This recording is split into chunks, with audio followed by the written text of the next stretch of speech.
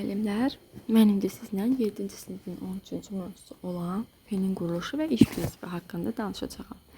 Fen 19-cu əsrin axırlarında icad edilmişdir. İki növdə olur. Deməli, belə deyim, inşaat feni və məişət feni. Bu məişət fenindən evdə özümüz istifadə edirik. İnşaat fenindən isə tikintidə müxtəlif, hansı ki, çətin divardan təmizlənə bilən boyaları çıxartmaqdan ötürü istifadə edilir. Məişət feni yaş və nam saçları qurutmaqdan ötürü istifadə edilir. O, 10 hissədən ibarətdir. Qoruyucu tor, ventilyator, elektrik mühərriki, qızdırıcı element, istiyə davamlı tutqac, istilik qoruyucusunun açarı, yəni termostat, elektrik açarı, kontakt qəli, sıxıcı lövhə, elektrik şunurucu borucuq. Bəs iş prinsipi necədir? İş prinsipi bu zaman şəkildə verilibdir. Fen xırda boru kəsiyinə bənzəyir. Elektrik qızdırıcı elementi və ventilyator bu boru kəsiyinin daxilində yerləşir. Rahatlıq üçün fenin gövdəsinin üzərində elektrik düyməsi tapanca şəkilli dəstəklə təchiz edilir.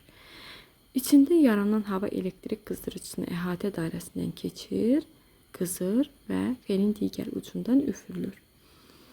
Fenden üfürülən havanın qızdırılma mexanizmi də şəkil 3-də göstərilibdir. Fenin qızdırıcı elementində cəryanın enerjisi istiliyə çevrilir. Qızdırıcı element istilik verən səthin daha böyük olması məqsədi ilə spiral şəklində burulub fenə daxili olaraq yerləşir. Fenin əsas iş prinsipi yaş və nəm saçlardan suyu buxarlandırmaqdır. Fen saçlara buxarlanmanı tezləşdirən isti hava üfürür. Bu zaman saçların ətrafındakı hava qızır. Yaranmış isti hava kütləsi saçlardakı nəmi asanlıqla sovurur. Hava axınını lazımi şəkildə yönləndirməkdən ötürü, üfürməkdən ötürü ucluqlardan istifadə edilir. Bəzən bu sualı verən zaman müəllimlərə ki, hansı ki fenin ucluqlarından nə üçün istifadə edilir, onlar müxtəlif şəkilləndirmə əməliyyatlarını yerinə yetirmək üçün deyirlər. Xeyr.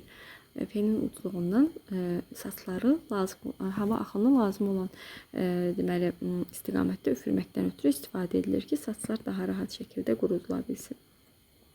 Gövdənin daxilinə müxtəlif yağ cisimlərinin düşməsinin qarşısını almaq məqsədi ilə fenin girişi tor ilə örtülür.